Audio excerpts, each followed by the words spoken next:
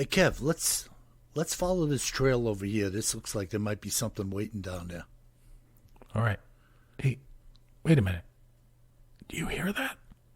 Yeah, I thought it was just me. What the heck is that? I don't know what that is. Whoa, do you smell that too? That's unbelievable. Hey, look. What the? Hey, look, those branches are moving over there. What the heck is that? Holy cow, is that what I think it is? Look at that thing. Oh my God. It's a freaking Sasquatch. Welcome to the Bigfoot Terror in the Woods Sightings and Encounters podcast. I'm your host, W.J. Sheehan. Hello, everybody, and thank you once again for joining us on what is to be a stupendous podcast. My name is W.J. Sheehan, and I am the author of a series of books entitled Bigfoot Terror in the Woods Sightings and Encounters, all of which are available at Amazon.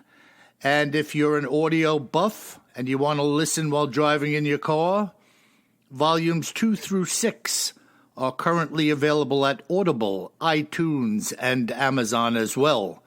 So take advantage of that and help support what we are doing here on the podcast. And now, right here, live and in person, my brother and co-host, Kevin Sheehan. How are you, Kev? Hey, Bill, how's it going? All right, man. Well, we're not really in person, but no. Maybe impersonators. We're virtually in person. That's right. In this computerized age.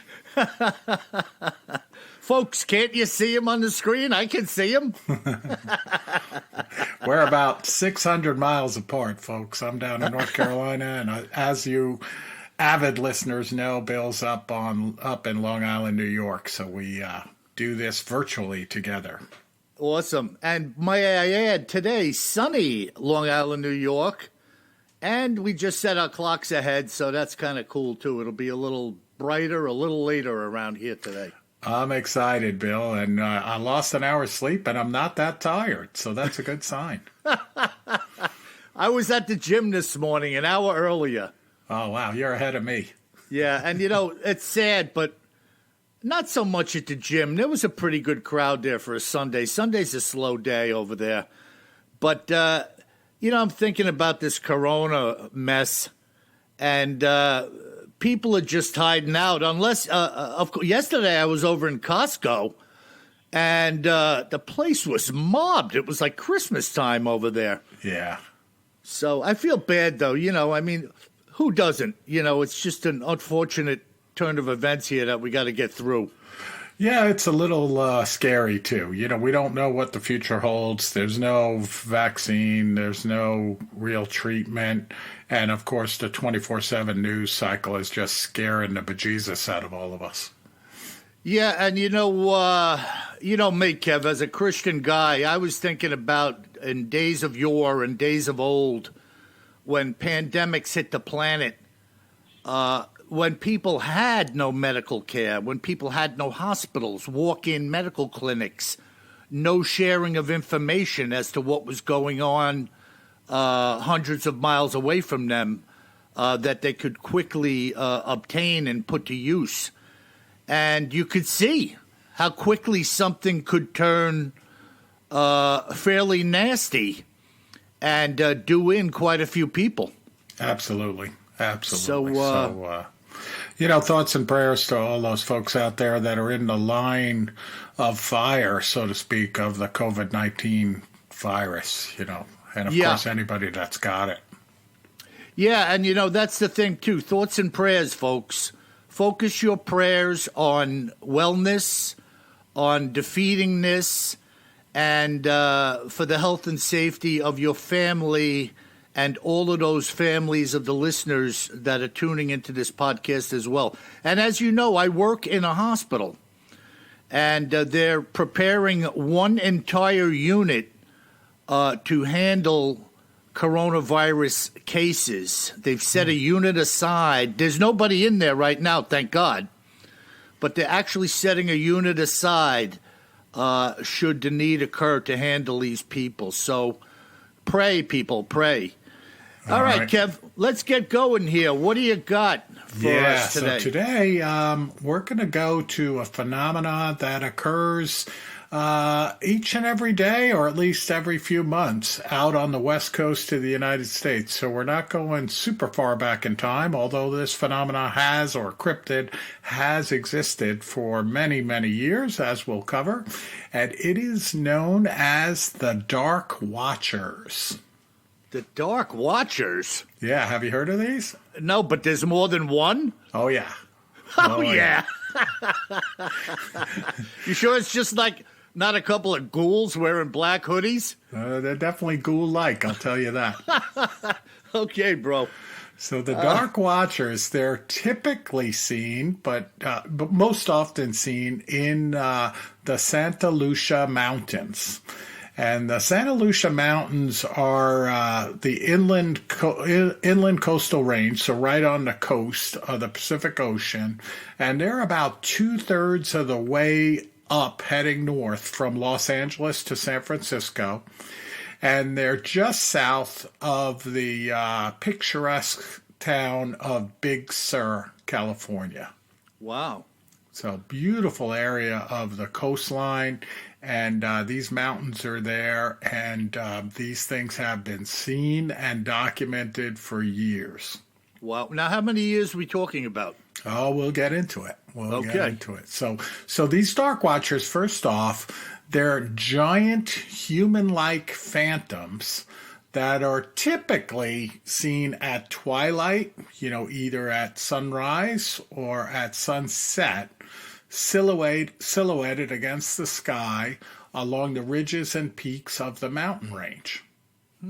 That's creepy. Yeah, very creepy. It gets better. So when you see these, or when they're spotted, the beings are usually seen staring off into the open air of the mountains, seemingly at nothing in particular, and definitely not really looking at you as the person that's looking at them. Jeez, what are they, like in a group?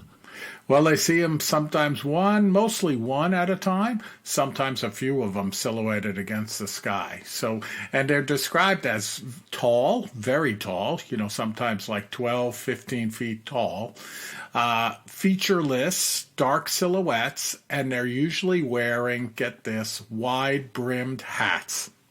Great. Yeah, kind of like the Amish specters.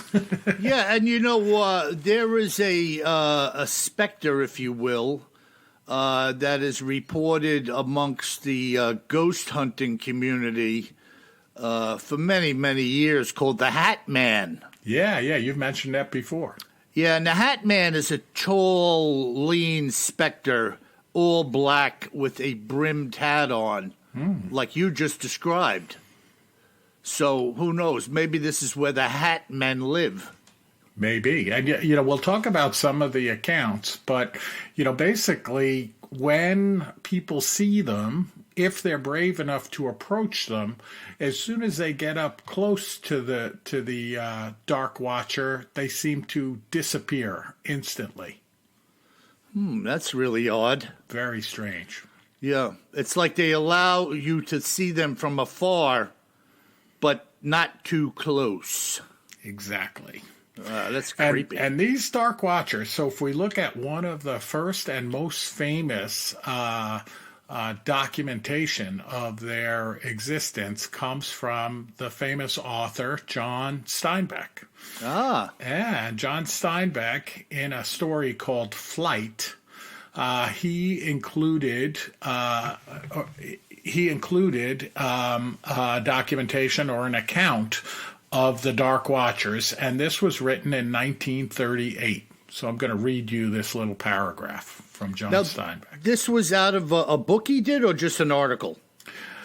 It's a short story called The Long Valley, which was part of a collection of short stories called Flight. Okay. Like the flight of a plane. Excellent. So it goes like this. Pepe looked suspiciously back every minute or so, and his eyes sought the tops of the ridges ahead. Once, on a white barren spur, he saw a black figure for a moment, but he looked quickly away, for it was one of the Dark Watchers. No one knew who the Watchers were, nor where they lived, but it was better to ignore them and never to show interest in them. They did not bother one who stayed on the trail and minded his own business. Pretty Really, cool, huh? Yeah, and odd that Steinbeck included that little blip or little blurb in this short about the Watchers. He must have had some knowledge of it or had heard about them at some point in time. Oh, no doubt about it. Yeah. And we'll get to it in a little while. John Steinbeck's son actually wrote a book specifically about the Dark Watchers, too. Wow. We're going to get there. So I'm sure that John Steinbeck talked about them, and introduced his son to them, and maybe they saw them together out there in California. That's incredible. Yeah, it's pretty cool. Yeah. Cool. So I'm going to go through a few accounts here, ranging over a period of time. And most of these accounts came from our friends at mysteriousuniverse.org and a gentleman by the name of Brent Swanser. So pretty interesting stuff. Okay, let her rip. Yeah, so the first one I'll talk about occurred back in the middle of the 1960s. And it was either a school teacher or a school principal. I've read different accounts of this, and they don't agree. But he was out hiking in the mountain range on the Monterey Peninsula, so on the north end of this mountain range. And he walked along, and he claimed that he saw a dark figure looming up upon a ridge. And it seemed to be in the process, this figure, of just standing there, kind of looking out at the scenery. And this hiker called out to the mysterious figure, and at that instance, the entity, the specter, simply dissolved from sight as it had never been there. So picture that. He's looking at it, he's getting up closer to it, he yells to it, and then the thing disappears. Yeah, that's... you know me, Kev. I know. The D word. I know. Wow, unbelievable. It's hard not to think that, right? Yeah, I mean, come on. Very odd. And this dissolving it. Always, you know me, Kev. When you see darkness, what do you think? Yep. So, I don't know, something fishy going on here, but let's continue down this road. Yep. So we have another one here. This was in 2013, so not too long ago. There was a report made by an Elizabeth Benitez of San Mateo, California, and she claimed to have seen the specters in broad daylight near the San Luis Obispo Reservoir. She would say of this encounter that she remembers one day my friend and I were coming back from Los Angeles. We passed the reservoir, and as we drove on the road, I saw something at a distance down at the end of the mountain. It was a really big human figure, but it wasn't. It had a black cape, kind of like a Grim Reaper, and it was leaning over, holding onto a staff at a puddle of water. Or so that is what it seemed at a distance. It was in daytime, so I could identify that it wasn't a person. Even in mid-light, he was very black and reminded me of a raven. I told my friend that was driving to look over at the mountains, and surprisingly, she was able to see a glimpse of it. I asked her what she saw without giving her my details, and she said exactly what I saw.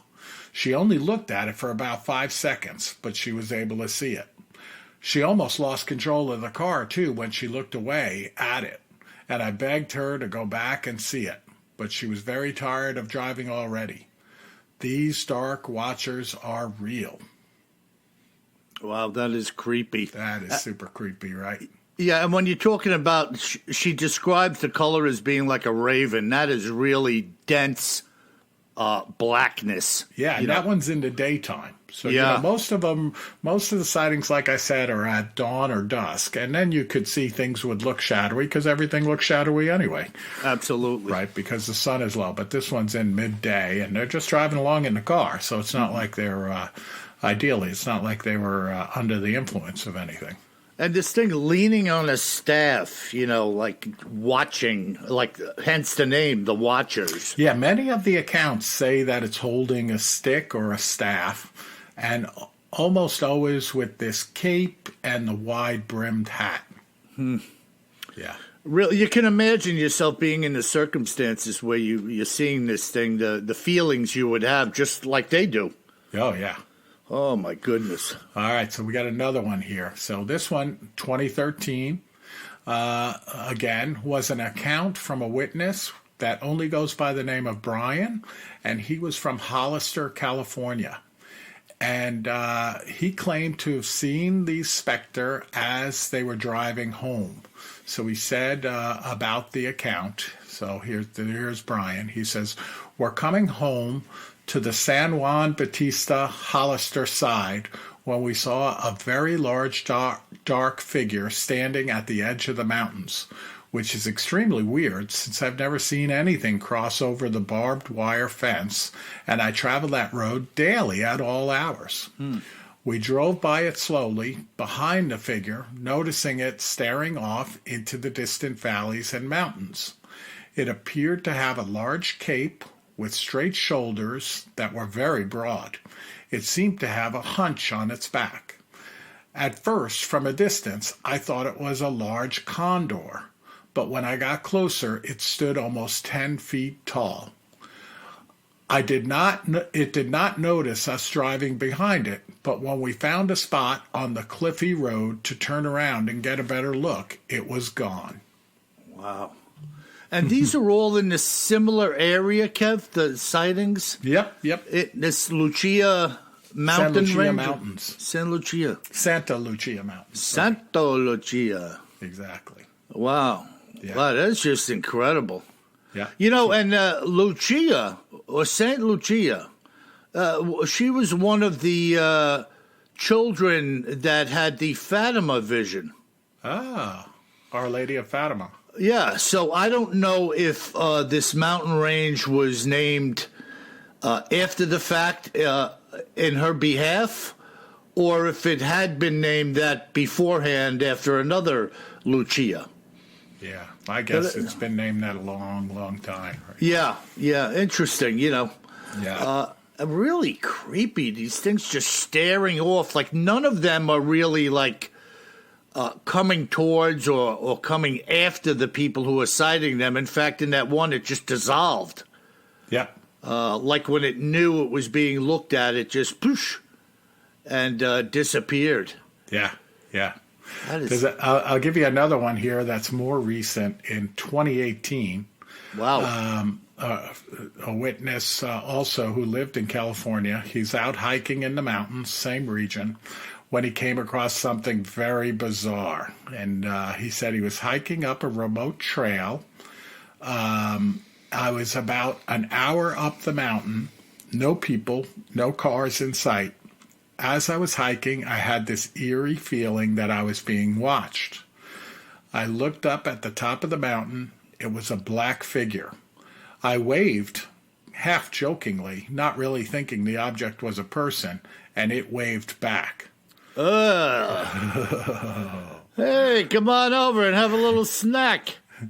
Thinking I was maybe tripping, hallucinating, or that it was a tree waving in the wind, I took a puff of my cigarette, only to see the figure blow out a plume of smoke as well.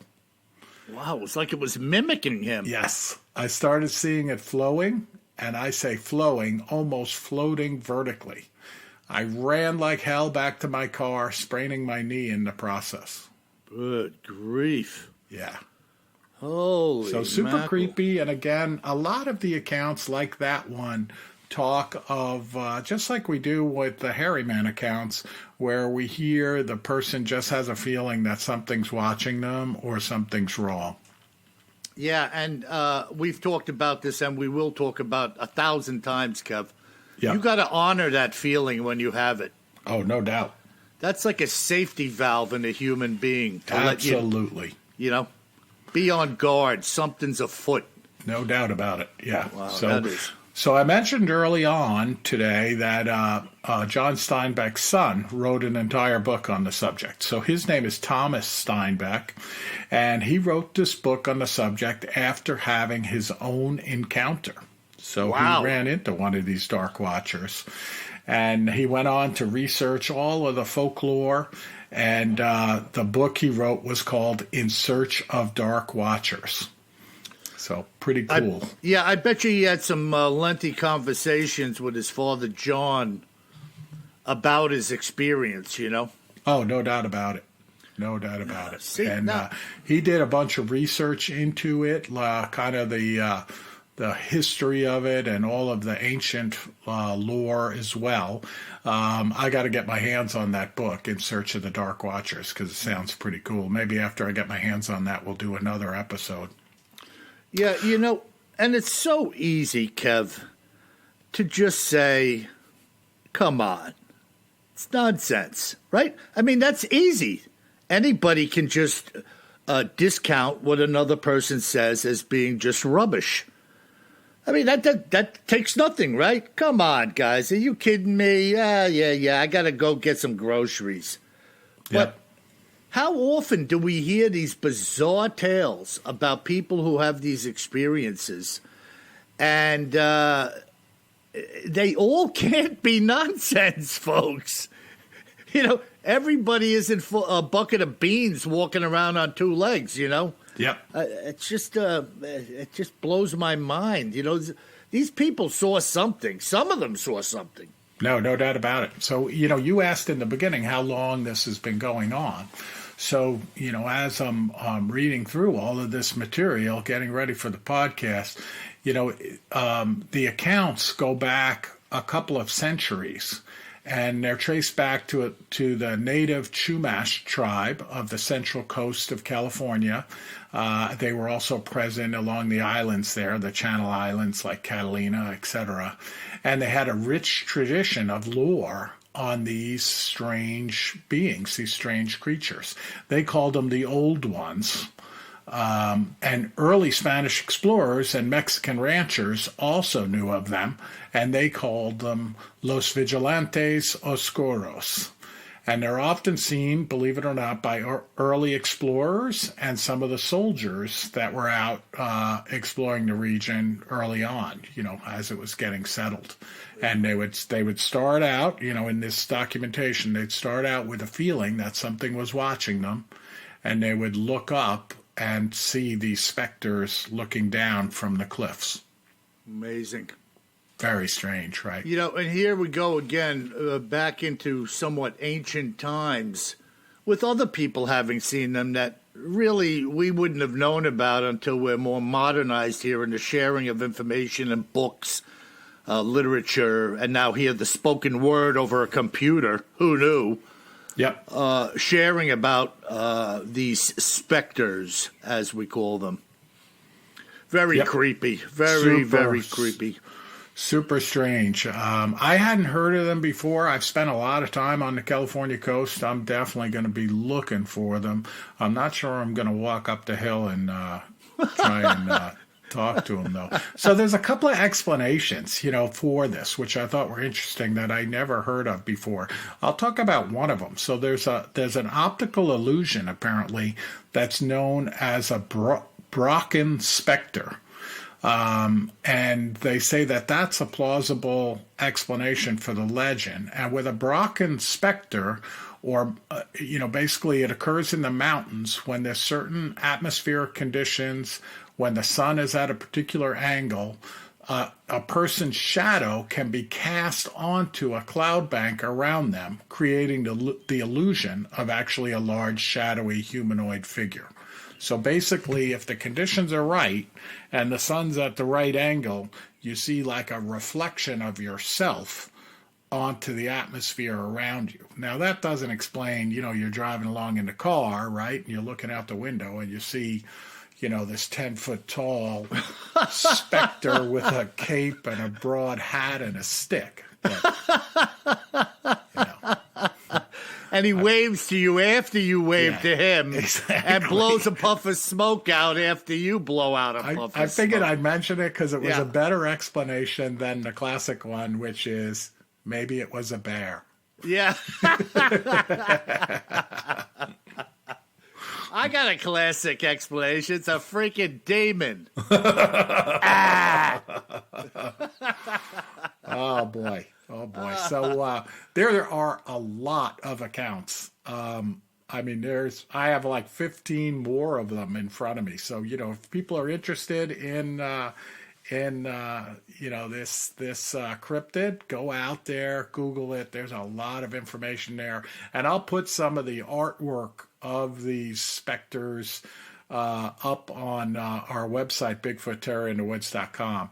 And finally, I did want to mention that, if you're a Harry Potter fan, which I have been known as a Harry Potter fan, read all the books with the kids going back in time, you don't want to confuse the Dark Watchers with the Death Eaters from Harry Potter. They're pretty similar in look. But of course, the Dark Watchers have been around a lot longer than the Death Eaters. So, but pretty interesting. As I was reading about them, I was like, oh, it kind of reminds me of the Death Eaters from Harry Potter. And folks, don't go inviting any watchers into your home after we talk about this. No. Do yourself a favor. Anybody shows up, generally speaking, where you can't see the features on their face, they're 10 feet tall, they have a black cape on and a broad-brimmed hat and a staff, or a sickle for that matter. Don't let them in. Oh, that is freaking awesome. Well, I'll tell you, I'm going to follow that up with a really creepy account here. And once again, it's not the guy sitting in the armchair eating cheese doodles that comes in contact with the Bigfoot, but rather, in this case, again, a hunter who is with a couple of other men on the hunt, as you will hear, and has a really chilling encounter that I'm sure you will appreciate. This was brought to my attention by a fellow named Sam Longfooter, who just happens to be an American Indian. I joked with Sam on our interview about someone with his last name having the encounter, which you shall soon hear about. And this is basically what Mr. Longfooter had to say. In 2008, we were going up into the Tongass National Forest region for a grizzly bear hunt, Alaskan style. Having flown into Ketchikan, we had arranged for a guide service to meet up with us. He had a 36-foot trawler-style ship with a 20-foot aluminum tender in tow. The plan being to get us in close proximity via the Beam Canal to where we would hunt. Thereafter, we would anchor the trawler and take the skiff up into the Unuk River to establish our camp and begin the hunt. I'm not going to lie to you. You can easily die on a grizzly hunt, and many have through the years. You can do everything right and have your gun jam at the critical moment in which you are firing your shot and be mauled to death. I always hunt grizzly with 1 or 2 armed men besides myself for this reason. And yes, the gun jamming has actually happened to me personally, with a grizzly charging at us from 70 feet away. If my guide had not been at the ready, I would not be here speaking with you today. My guide for this hunt was a well-seasoned old-timer who knew this area well. When it came to grizzlies, he was renowned for his ability to consistently score the largest of the large. The plan was to take the tender into this zone each day from the main ship and hunt the woods, returning to the main ship every afternoon to eat and sleep until we found our mark. The forest by the river is perpetually damp and shadowy. Its floor is covered predominantly in a layer of thick, spongy green moss, which silences not only our steps, but those of the bears as well. This at times makes one ask the question, just who is stalking who? For if you are not careful, the tables can be swiftly turned, leaving you wishing that you had never been born. On our first day in, we had come across numerous tracks that were fresh and large. We also had located numerous tree scrapes, indicating a large bear was in the area. That afternoon, it started to rain, and rain hard. I had learned many years ago to leave the woods if it started to rain while hunting bear. Sound is such a critical aspect that to have it drowned out by a noisy rainfall can prove to be deadly. And so it was that we left the woods for the remainder of the day. Unfortunately, it kept raining throughout the night as well as into the following day. So we had made the decision as a group to stay put in the ship until the weather became more favorable. On the third day, we were back in the woods. The forest was soaked. As we walked, our boots were sinking into the moss 3 to 4 inches with every step that we took. The bear's prints, which we had seen the other day, were quite large, indicating that a seriously big bear was on the prowl. At times in here, we couldn't see with clarity more than 30 feet ahead or to the side of us. Knowing that a large grizzly could cover ground quickly, we were all on edge. We were making our way in deep when we ran across a second set of prints that were not from a bear. Immediately, we all knew what they were from.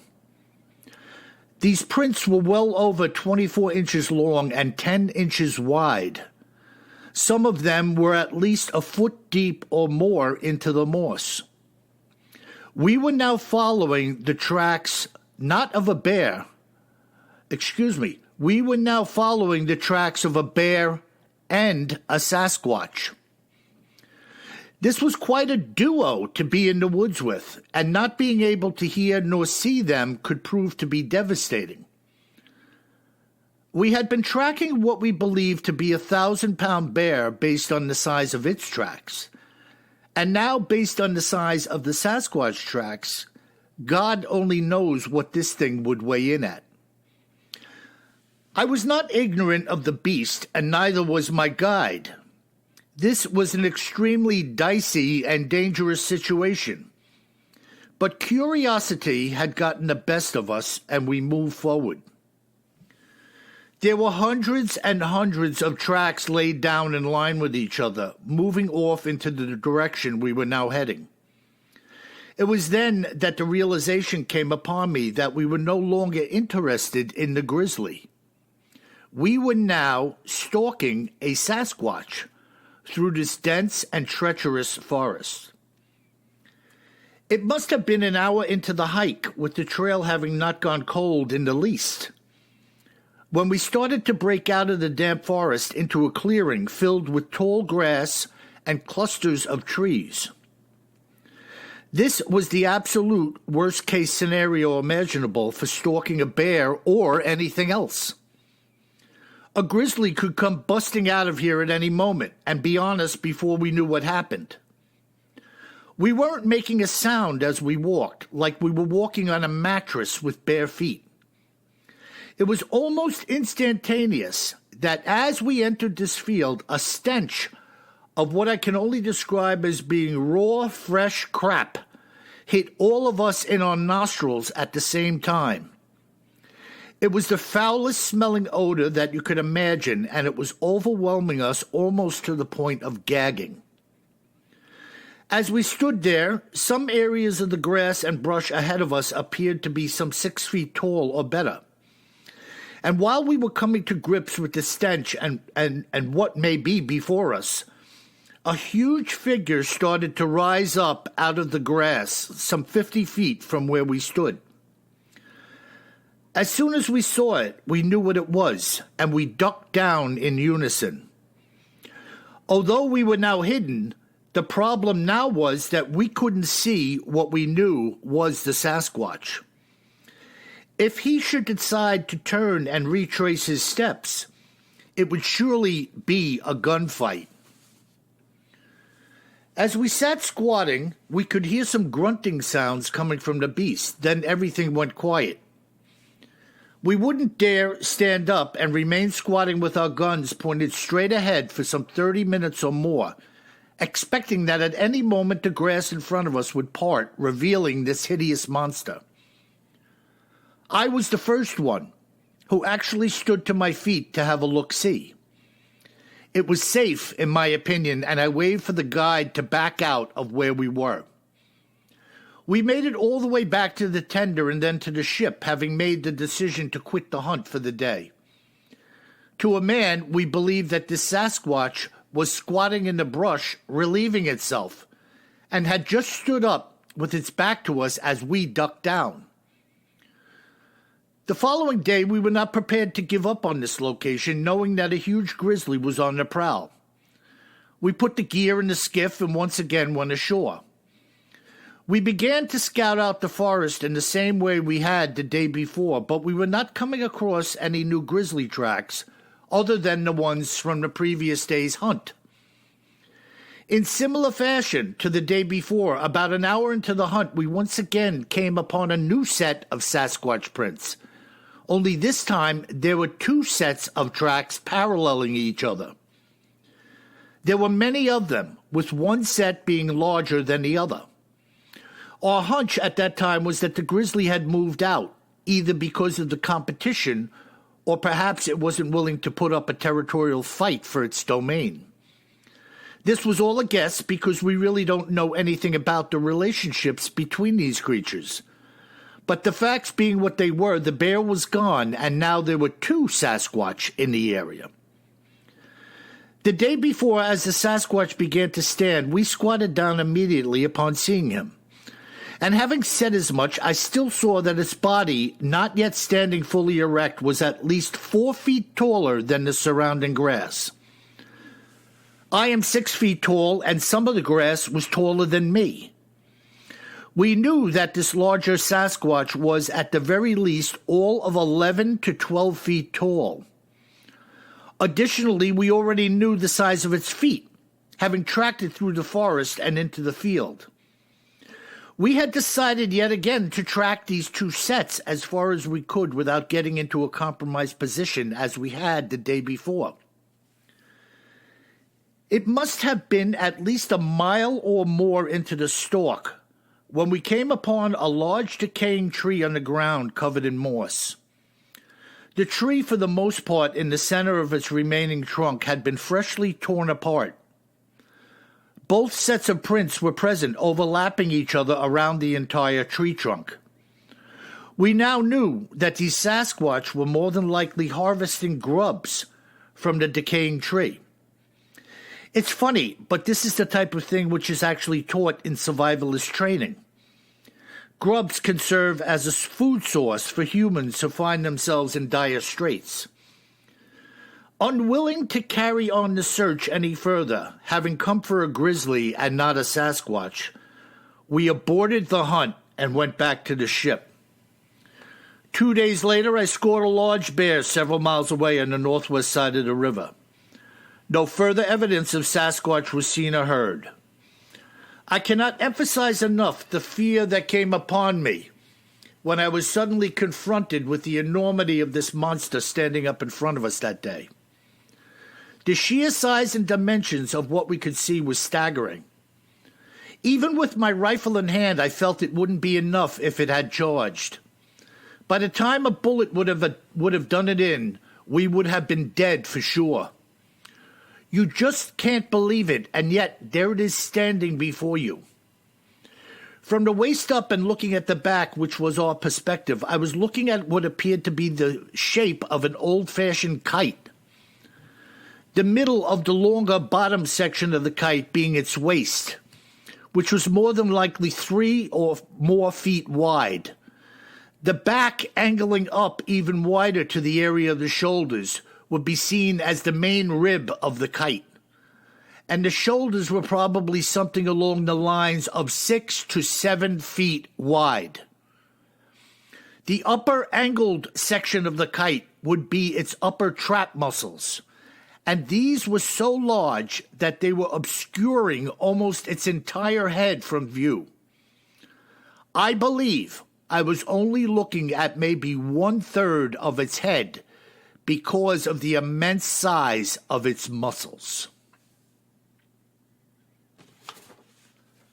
What do you think of that? Holy cow. Unbelievable. Yeah, I mean, and we talk about things getting the best of people. You would think that common sense would prevail, but even he had said that he came to the realization that we had come for a bear, and now we were tracking a Sasquatch. Like, you lose your ability to reason,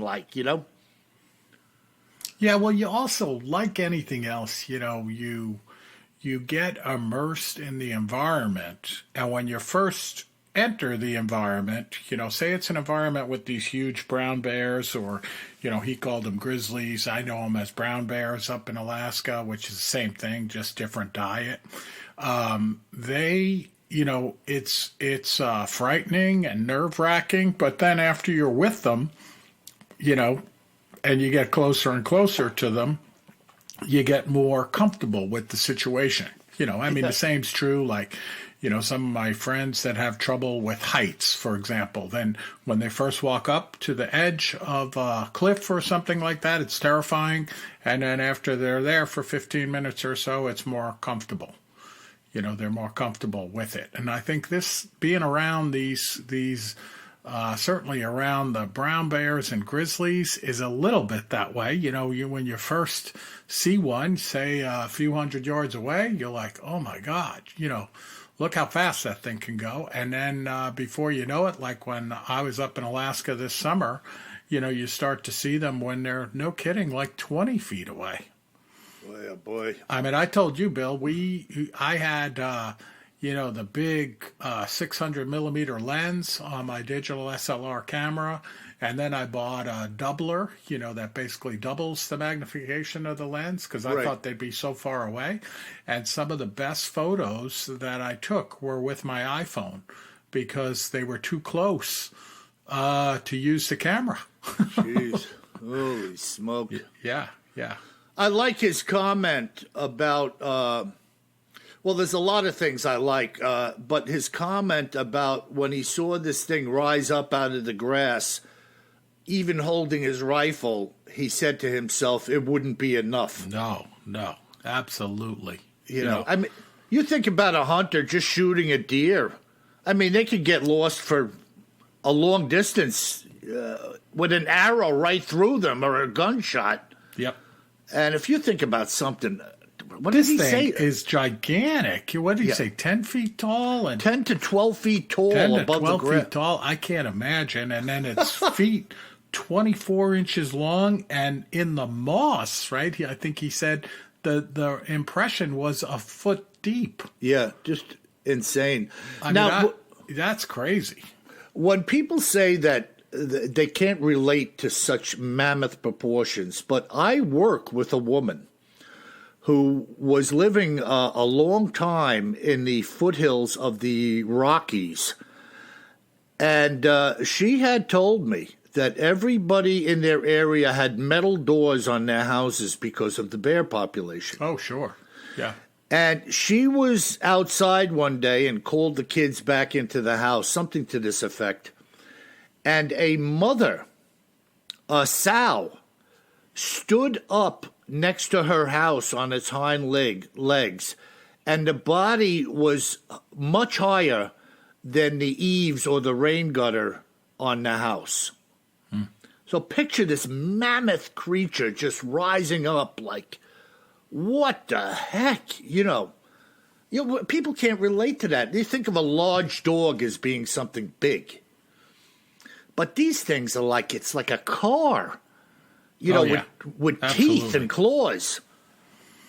Yeah, I'll put some more photos up of the giant brown bears close up and personal on the website BigfootTerrorInTheWoods.com in Alaska. And I have some footage, too, of probably some of these areas to gives the listener a feel for how, when you're walking along. My wife took some pictures of me walking along where the brush was 6 feet tall, and I'm 6 feet tall. And, we saw the footprints at that point of the brown bear. And then later on in that hike, we, with our guide, who was heavily armed, thank goodness, he could hear, getting to the point of not going out looking for bear in the rain. This was a nice clear day. He could hear something moving around. And, I think I have a keen sense of knowing when something's there, but he heard it before I heard it, and he said, wait, shh, be quiet. And then all of a sudden, we saw the big hump on the back of the brown bear, just 25 yards away. Yeah, just holy cow. Yeah, and the hump on the brown bear was sticking above the 6 foot weave? It was kind of like we're looking through the grass ahead, like he was showing us where to look, and it was out in adjacent meadow there. Wow. I've got some pictures of it. I'll put those up too. Yeah, and the other thing, I've heard this at least 3 or 4 times of these things paying attention. Remember we did a while ago, Kev, the podcast on the woman snowshoeing up in Canada? Yeah. Or first we did the snowshoers. I think that was in Washington. And then the woman who had the property against the protected wilderness in Canada, who was cross-country skiing, both of whom came across downed trees that were torn apart. Yeah, yeah. So this is a regular thing. They know. Yeah, and you have this stench again, almost disabling stench. Yeah. And they thought, obviously, from what I just read, that this thing was squatting down, relieving itself. Yeah. So I don't know if the stench is the normal stench associated with Sasquatch, but I did have that one account where the guy saw the thing walking away from him, and it appeared to have a lot of crusted you-know-what on the butt and the hair around the and butt. its fur. Yeah, which could account for a lot of stench in and of itself if you were walking around like that all day. Yeah, no doubt about it. No doubt about it. Well, that's a fantastic account, Bill. Yeah, I mean, and they just keep coming. Yeah, and up in Alaska, boy, when you're hiking around in Alaska, it is not hard to believe that the hairy man is out there. Well, it is so rural. He's talking about this dark, shadowy, it's almost like a prehistoric forest, in the modern man's eye, the mind's eye. You're in this shadowy, you can't see far. Everything is so overgrown there. I talked about it in previous podcasts, this plant that they call the Devil's Club, which has these giant kind of 1 foot to 2 foot across leaves on it, and it grows 5 or 6 feet high everywhere in the forest, and then it has these awful thorns all over it, hence the name Devil's Club. But you can't even move through a lot of these areas if there's not a game trail to follow. Yeah, it's just incredible, Yeah, just crazy stuff. So I hope you guys like that account. I mean, it's just amazing to me what people are coming across and what they've seen. And as Kevin always says, with the cameras and whatnot we have today, I think it's only a matter of time before we get some more substantial photographs similar to perhaps the Patty film. Yeah, no doubt about it. It would be nice to see something. That Marble Mountain footage was very cool, which we keep going back to. And we'll see what happens, right? We're in it for the ride. No doubt, no doubt. So what do you got, bro? Who's writing into us? Yeah, we got some great listener mail again. Thanks, everybody, for writing in. The first email we'll go to is from Barry in Des Moines, Iowa. Wow. And Barry writes, fantastic. And I did say fantastic with an exclamation point. This show is what life is all about. Two guys having a good time and talking shop. Cool. And of course, Barry and the rest of you, hopefully you can tell we're having a good time while we're going through all these different cryptids and accounts. It's good stuff. For quite a few years, there have been rumblings of Dogman in my state. Oh! Haven't seen anything myself, but others claim to have seen him. Your thoughts? Oh, boy. What do you think of that whole thing, Kev? Ooh, man, I think it's demonic. It's just, going all the way back to the legends, in Europe, like old world Europe of werewolves and stuff like that. It's, I think the word that we used before with the Watchers, specter, Yep. is apropos for the Dogman. This thing just like comes into being and then goes away. And all it does is bring fear upon those who see it. This is definitely some type of evil that we know nothing about, that flashes in and out of our life like a freaking haunting. And people deal with it and they don't know what to do, Yeah, and it seems to, like many of the accounts we've gone through, it seems to stalk people, more so than the hairy man. Right. The hairy man is more like people are out exploring the wilderness and they come across them. Right. In this kind of, with Dogman, that account that you went through, Bill, where it was looking in the window on the stormy night, like 8 or 9 feet off the ground, that window, I recall. That was just like, what the heck? Yeah, that was what they purported to be a rougarou down in Louisiana. Right. And that is a good choice of words. The stalker. Yep. It's really seeking you out. It's not an accidental finding or a sighting. It's coming for you. Exactly. And way creepier. And, I don't group them entirely together, but certainly rougarou, kind of werewolf-like creature, Dogman, could be somehow related for sure. Yeah, I think it's just a difference of description or an area name that has been attached. But to me, the rougarou and the Dogman seem to be one and the same in different regions. Yeah, and pure evil, both of them.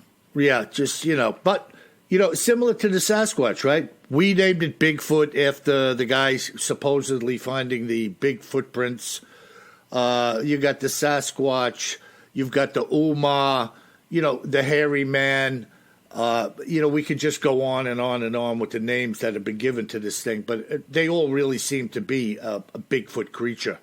Yeah, no doubt about it. Which we kind of all use that term. Wow. All right, Barry. Thanks for chiming in with us. Good stuff. All right, we're going to go to Mary Ann in Lancaster, Pennsylvania. All right. And Mary Ann writes, I have to say that in the 70s, my husband and I now believe that one of these ran across the road in front of us. It happened so quickly, but yet it happened. Just thought that I would throw my 2 cents into the mix. You're doing a very nice job, and it's very interesting to hear what you have to say. Love, Mary Ann. Wow. Awesome. Yeah, what do you make of that, Kev? Boy, Lancaster, PA, there's a lot of sightings out there in rural Pennsylvania.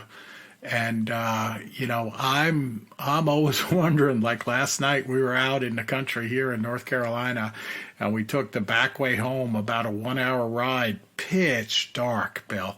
And I got my eyes open. I haven't seen one yet, but it's not hard to believe that you would see one go across the road at some point in rural places around North America. And, it's just not hard to believe. And you wouldn't mistake something else for it if it lit up in your headlights, right? You're not going to mistake a bear for Sasquatch if you see it in your headlights. No way. Yeah, and the other thing, folks, is like where I live here on Long Island, the maximum speed limit is 55 miles an hour on the main highway. Other than that, we're talking about 30 to 40 mile an hour speed limits. And I mean, everybody bumps it up 5 or 10, so 30 might become close to 40, 40 might become close to 50, and 55 might be close to 65. The point I'm getting at, though, Kev, most of the country, and I know this from my all-state policy, the speed limit's 80 miles an hour, isn't it? Yeah, 75 at least. All right, so when you... Down by me, it's 75, 70, 75, and everybody's bumping it up to 80, 85. Yeah, so, the difference at 80 or 85, when you're rattling down the street, you can come upon something a lot quicker than I can at 60. You're coming around a bend and wham, something may hear you or sense you, but it's too late to get out of Dodge and you see it. Whereas at 55 or 60, I might have the opportunity, or it may have the opportunity, to avoid me altogether.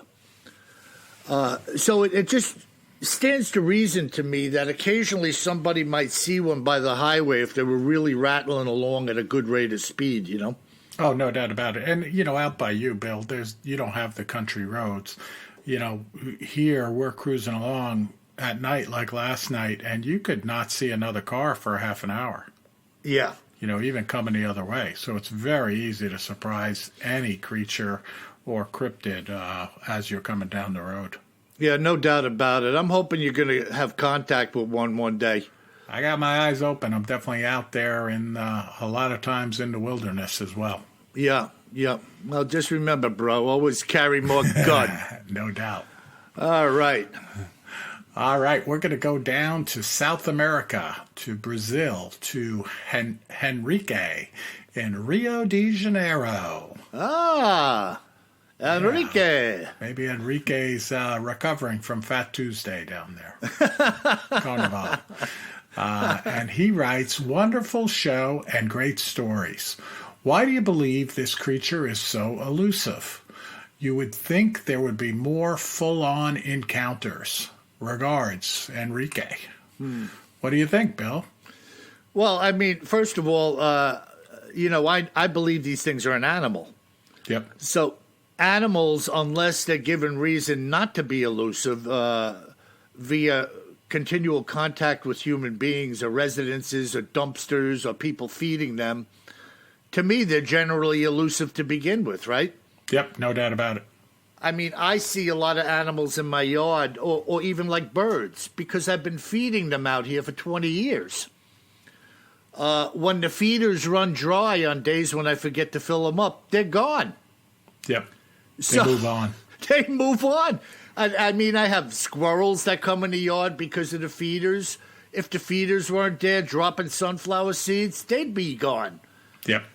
So I don't think it's necessarily being elusive. I think they're just being animals, and they don't really want a lot to do with us. Yeah, I think that's certainly true. And then we've talked about it before, too. This law of biology where, these large creatures, they generally, there's fewer of them, right? The larger the creature is, generally there's fewer of them. They have fewer babies, and the gestation generally takes longer, so whether it's elephants, for example, is a great example. They don't have, 10 offspring in a litter. Right. As these creatures get bigger and bigger. So there's less of them, of course, and they're certainly staying away from humans, and they're where the food source is, where the environment's right, and then when it's not, like you said, Bill, they move on. All right. Yeah. Awesome. But hopefully, like we always say, maybe we'll see a lot more of them with the, the advent of just about everybody carrying a smartphone these days with a camera and video camera built in, and then also more and more cameras out there, whether they be, the home security and doorbell type cameras, or the trail cams and stuff like that. Yeah, no, it's awesome. And really, I believe, Kev, I've always believed that most of these sightings are accidental. They're really not meant to be.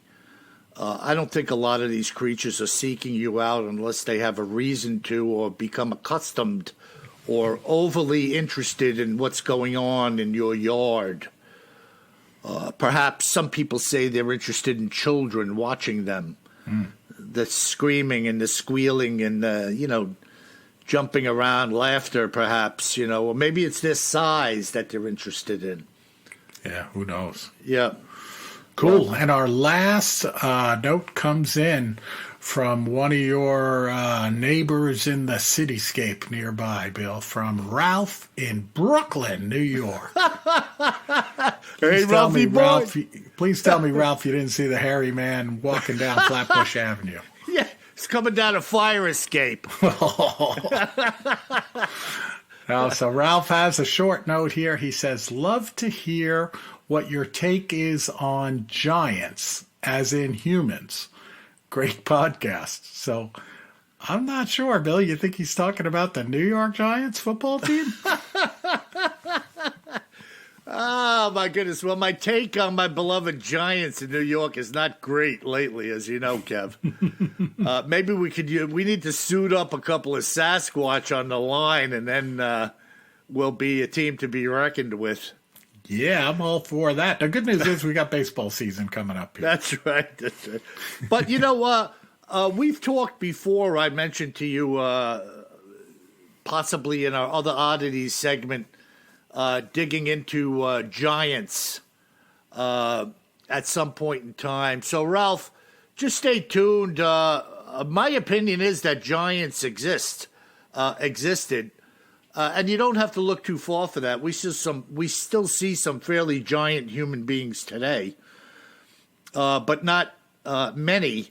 And, of course, there were the biblical accounts of giants, such as Goliath and his brothers. A lot of people don't know that Goliath had a family. He had brothers, and they were all big dudes. So if you read those accounts, where the bed was like 16 feet long or 20 feet long, and the pole of his spear was, for God's sake, like a tree with a 20-pound head on it. I mean, these monstrous human beings. So maybe we'll dig into some of that as we go along, Kev. The giants. I think it's a good idea, yeah. Mm-hmm. And when you say Goliath, I think of like the old claymation show of Davy and Goliath. Yeah, that Goliath wasn't that intimidating. No, he wasn't. He's like, I don't know, Davy. Yeah. Oh, man, amazing recall. That's the song. Yeah, I remember it. And all right, let's move to a close here. First, folks, thank you for all of the great emails. Send them in to BigfootTerrorInTheWoods.com. We want to know what you think. And a great shout out again for the fantastic reviews. And if you haven't left a review, or if you haven't left a review lately, please go right now on your favorite podcast player and give us 5 stars. When you leave 5 stars, it draws more people to the podcast, and that enables us to continue to improve the quality of the podcast. So thank you very much. Awesome. And folks, thanks again for joining us today. And remember, as we once again part company, always carry more gun than you think you're going to need. Sleep tight.